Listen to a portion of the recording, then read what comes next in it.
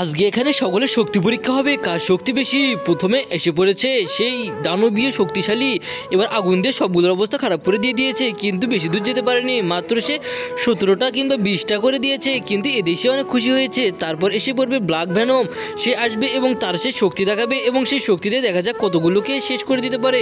এবং সে অনেক জোরে একটি আক্রমণ করে দিয়েছে, তার আক্রমণ এখনও অতটাও বেশি হয়নি, মাত্র 17টা মেরে দিতে পেরেছে। এরপর আসতেছে স্পাইডারম্যান, এবং স্পাইডারম্যান এসে তার শক্তিতে দেখে দিল সে কতখানি করতে পারবে, কিন্তু স্পাইডারম্যানও বেশিখানি করতে পারেনি, কেননা অর্ধেকে গিয়ে সে থেমে গিয়েছে, কিন্তু ওদের থেকে ভালো করেছে, মাত্র 43টা করেছে। এরপর আসতেছে সুপার হিরো, এবং সুপার হিরো দেখা যাক কতগুলো করতে পারে, এবং সুপার হিরো দাঁড়িয়ে গিয়েছে এবং সে একটি মেরে দিয়েছে, কিন্তু সে বেশি দূর যেতে পারেনি, মাত্র সে একটিকে 5টিকে মেরে দিতে পেরেছে।